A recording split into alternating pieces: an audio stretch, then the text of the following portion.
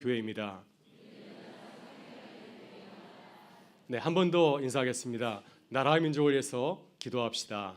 나라와 민족을 위해서 기도합시다. 네, 지난 금요일 휴전선 판문점에서 역사적인 남북 정상회담이 이르렀습니다. 남북 정상은 한반도 비핵화를 위해서 모든 노력을 기울이겠다고 하는 4.27 판문점 선언을 하였습니다.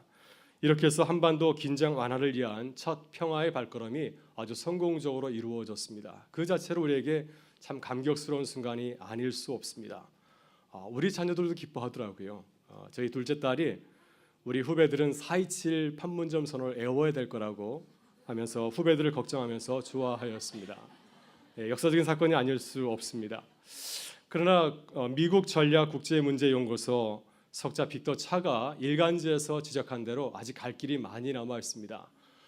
이 빅터 차 한국 석자는 남북 정상회담을 평가하면서 분위기는 A 학점, 그리고 내용에 대해서는 B+ 학점을 주었습니다. 한국이 주도적으로 노력해서 이끌어낸 남북 정상회담이 한반도의 긴장 완화에 크게 기여하였지만은 그러나 아직도 북한이 완전히 핵을 포기할지에 대해서는 아직 확실하지 않다고 하는 그런 지적이었습니다. 그래서 남과 북이 앞으로 걸어가야 될 길이 참 많이 있다는 그러한 얘기를 하였습니다.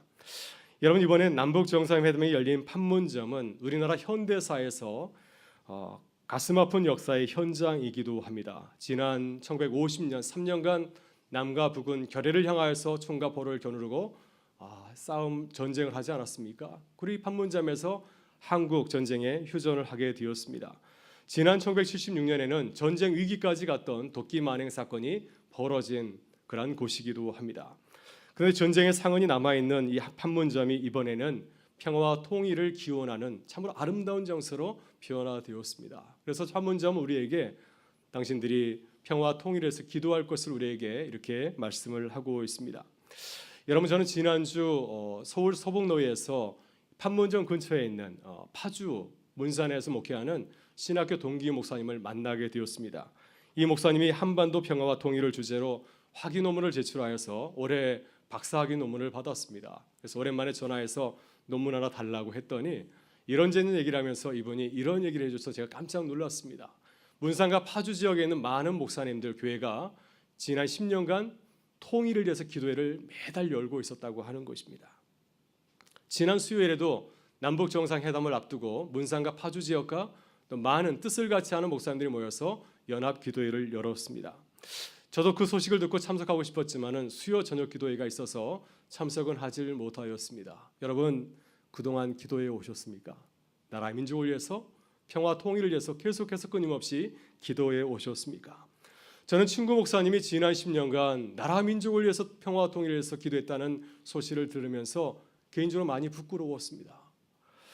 이번 남북 정상회담이 우연히 이루어진 것이 아니라는 사실을 깨닫게 되었습니다. 누군가 나라 민족을 위해서 통일을 위해서 간절히 기도하였기 때문에 하나님께서 이 평화의 물꼬를 여신 것이 아니겠습니까?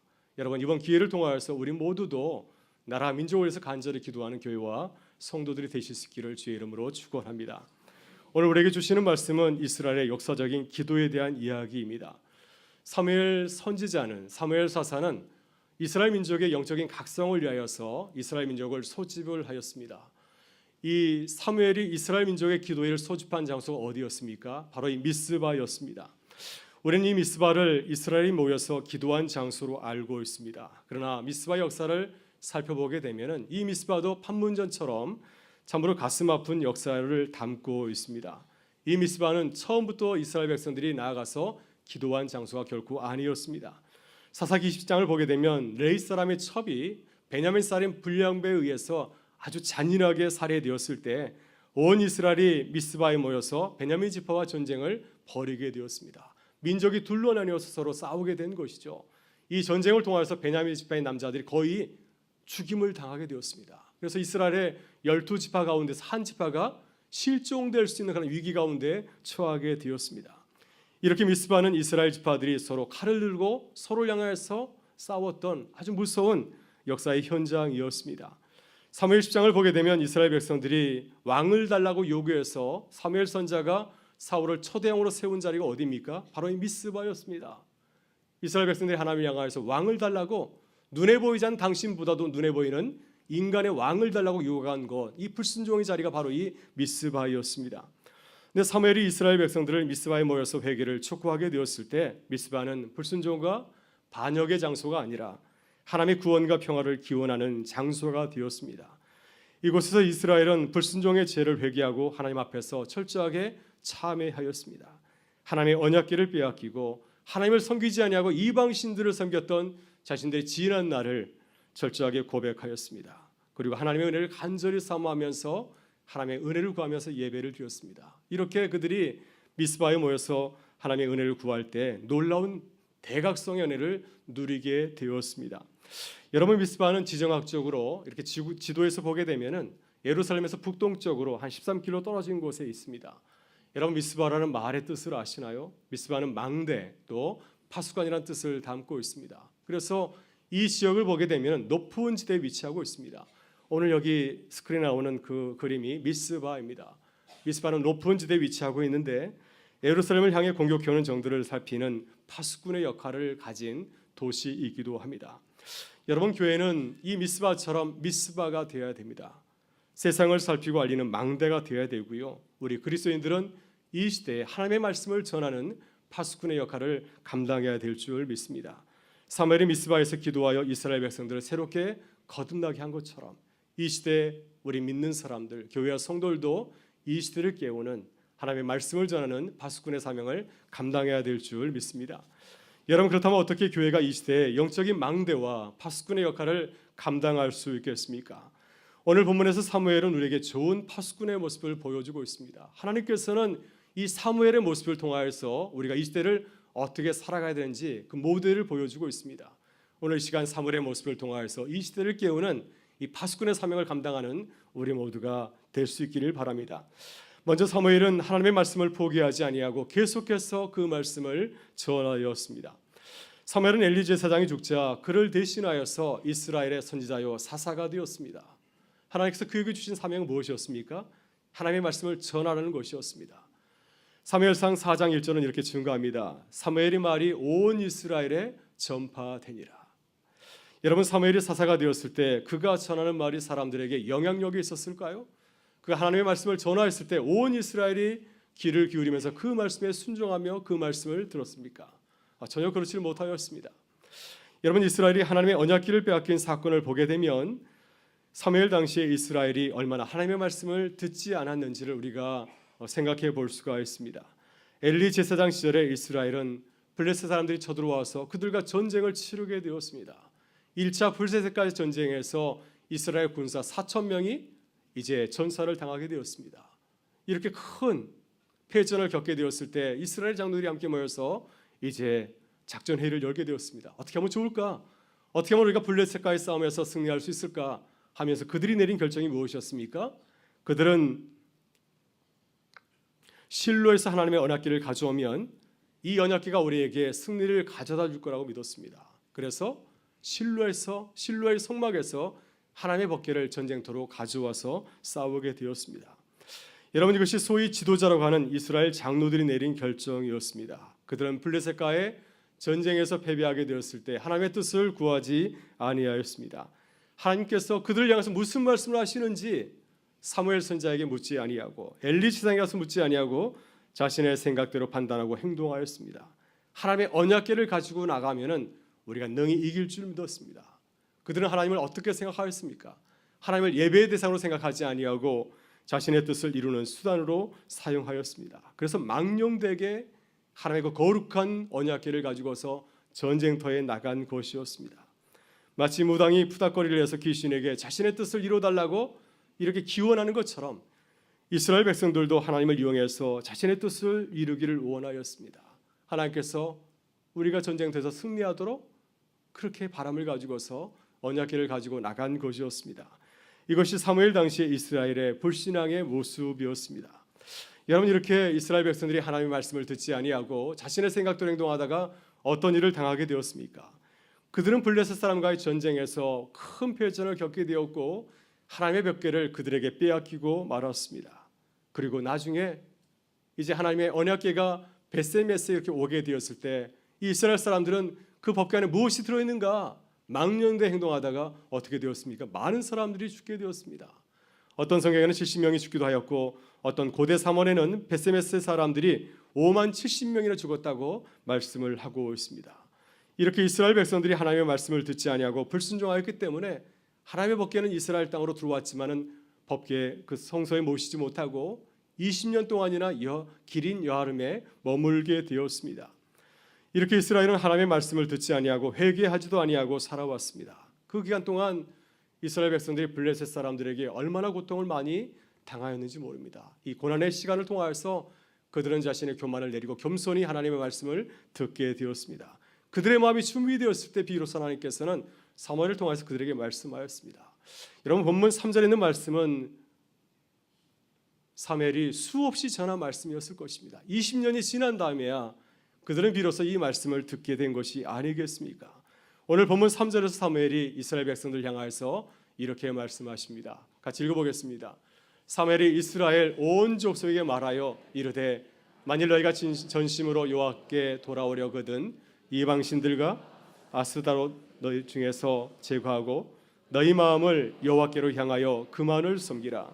그리하면 너희를 블레셋 사람의 손에서 건져내시리라. 아멘. 여러분은 사무엘처럼 세상을 살필 수 있어야 됩니다. 시대를 살필 수 있어야 됩니다. 그리고 때가 되었을 때 하나님의 말씀을 선포하는 그런 미스바가 되어야 됩니다. 여러분 미스바는 그 뜻이 망대여 파수꾼이라고 하였습니다. 세상을 살피고 시대를 구별하고 때가 되었을 때 하나님의 말씀을 선포할 수 있는 것, 바로 이것이 교회의 모습이 아니겠습니까? 왜 이 시대가 이렇게 힘들고 어려운가? 왜 많은 사람들이 좌절하고 절망하면서 죽어가는가? 그 이유가 무엇인가를 분명히 알고 이 사무엘 선지자와 같이 이 시대를 향하여서 세상 사람을 향하여서 담대하게 주의 말씀을 전해야 될 줄 믿습니다. 여러분 사무엘은 이스라엘 문제를 정확하게 진단하고 선포하였습니다. 어떻게 말씀하고 있습니까? 너희가 전심으로 회개하고 여호와께 돌아오라. 너희가 섬기는 바알신 아스다롯을 제거하고 우리 하나님만을 섬기고 예배하라 말씀하였습니다. 그리하면 하나님께서 너희를 이 블레셋 사람들의 손에서 구해 주시리라 말씀을 하였습니다. 여러분 우리는 어려운 문제가 생기면 누구에게 문제를 찾곤 합니까? 나에게 문제가 있구나 생각하십니까? 아니면 하나님에게 문제가 있다고 생각하십니까? 저부터 많은 경우에 하나님에게 문제가 있다고 생각합니다. 하나님이 우리를 도우지 않으셔서 우리가 이러한 일을 당하는 것은 아닌가 이런 생각할 때가 참 많이 있습니다.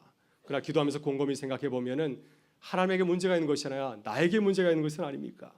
내가 회개하지 아니하고 하나님의 말씀을 듣고 순종하지 않기 때문이 아닙니까? 여전히 하나님께 바른 신앙의 모습을 가지지 아니하고 여전히 세상의 신들을 섬기고 있기 때문에 우리에게 어려움이 찾아온 것이 아니겠습니까?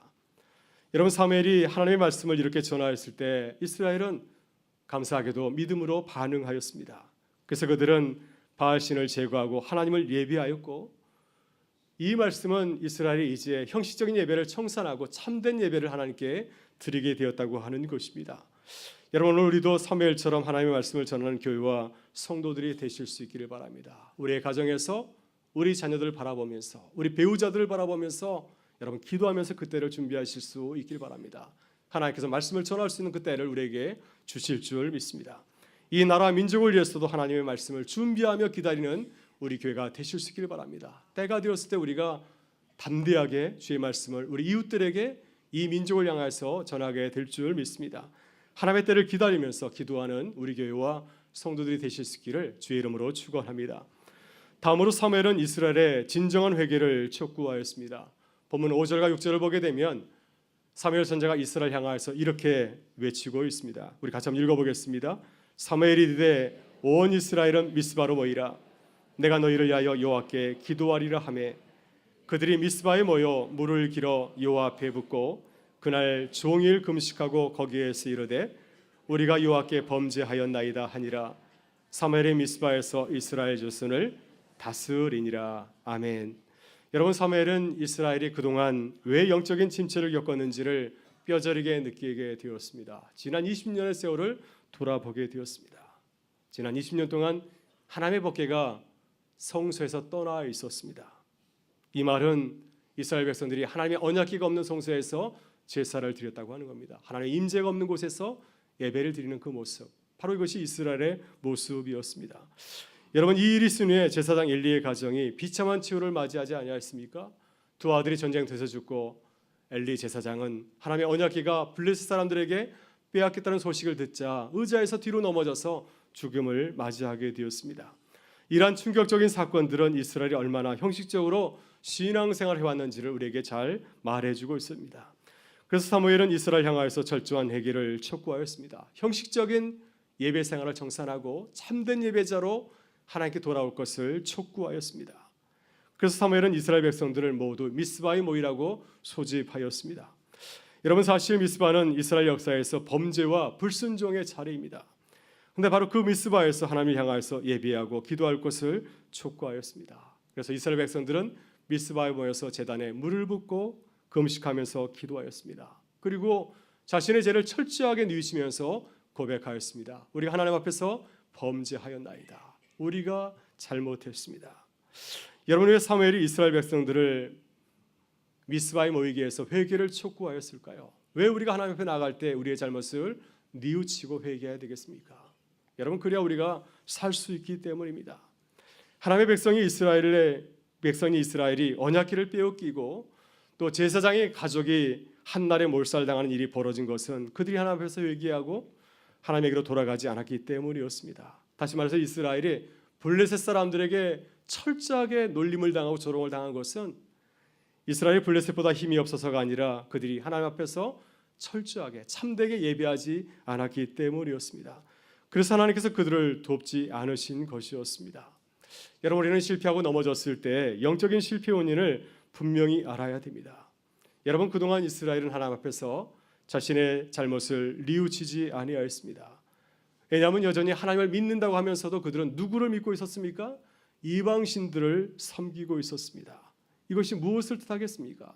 하나님을 믿는다고 하면서도 이방신을 의지한 것이었습니다. 하나님 말고 다른 신을 믿어야 이 세상에서 우리가 풍요롭게 아주 행복하게 살아갈 수 있다고 믿었기 때문이었습니다. 그래서 그들은 하나님과 돈, 바알을 동시에 섬긴 것이었습니다. 그리고 시간이 지나다 보니까 하나님보다는 바알과 아세라를 더 섬기고 또한 나아간 것이었습니다. 이것이 그들이 하나님으로부터 멀어져서 형식적인 예배를 드린 이유였습니다. 여러분, 최근에 손봉호 교수께서 주변으로 밀려난 기독교라는 책에서 현재 한국교회가 처한 모습을 이렇게 표현하고 있습니다. 지금 한국교회는 주변으로 밀려난 기독교라고 하는 것입니다. 교회가 한국 사회를 변화시키는 빛과 소금이 되지 못하고 중심에 서서 이 사회를 움직이는 중심 세력이 되지 못하고 힘을 잃고 주변으로 밀려나게 되었다고 하는 것입니다. 왜 한국교회가 이러한 위기를 맞이하였습니까?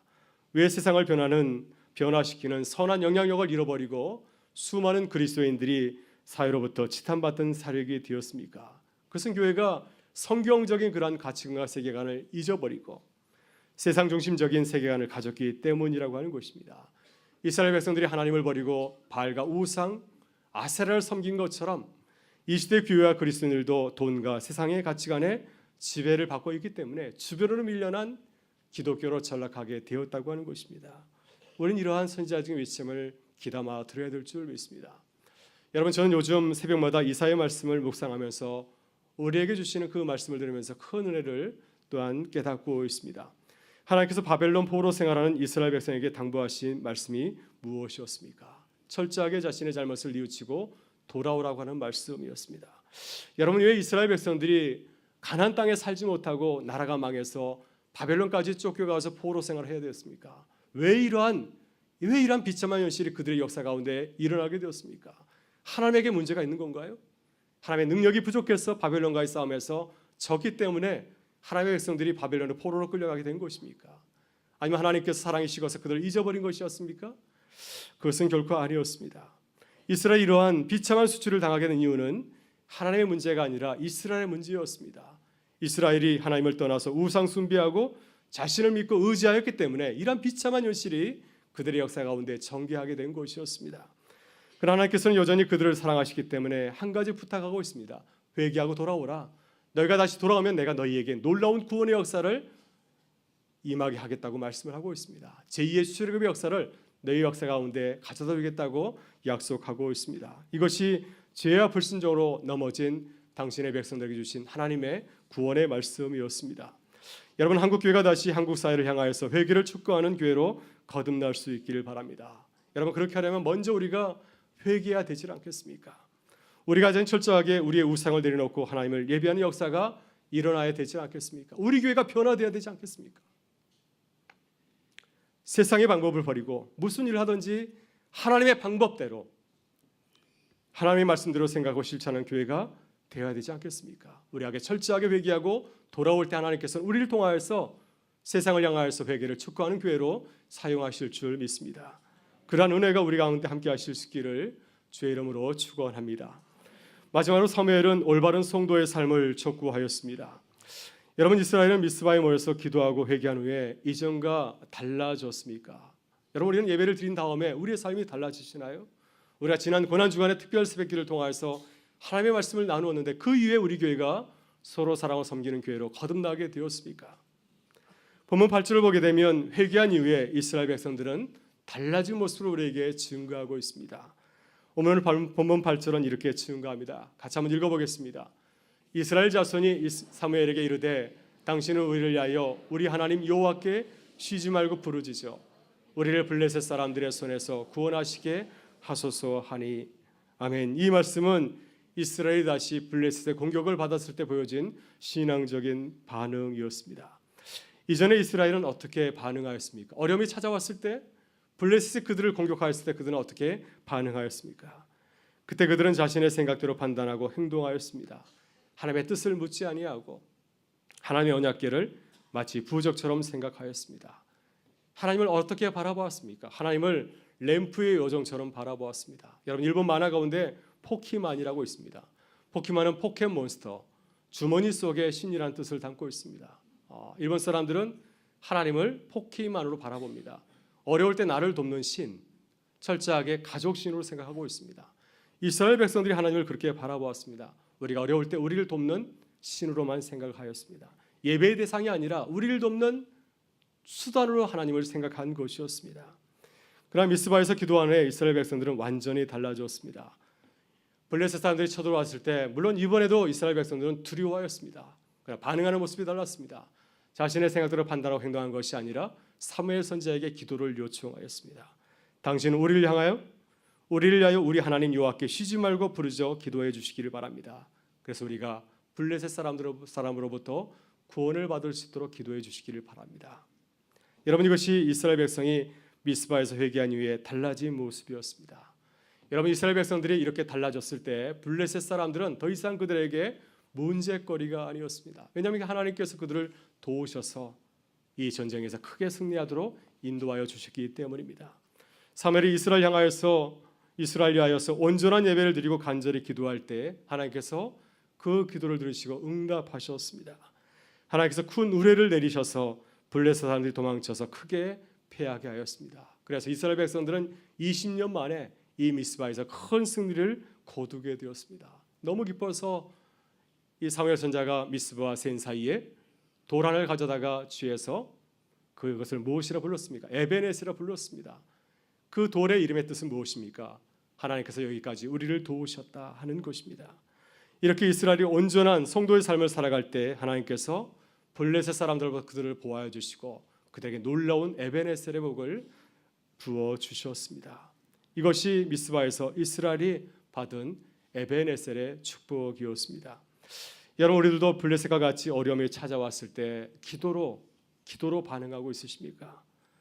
우리가 이스라엘 백성처럼 하나님 앞에서 회개하고 돌아와서 하나님의 은혜를 붙잡고 기도할 때 하나님께서 우리에게도 실패가 아니라 하나님께서 우리에게도 에베네셀의 복을 더하여 주실 줄 믿습니다. 우리 교회가 세상을 향하여서 바른 신앙을 보여주고 또 인도하는 하나님의 교회와 성도들이 되실 수 있기를 바랍니다.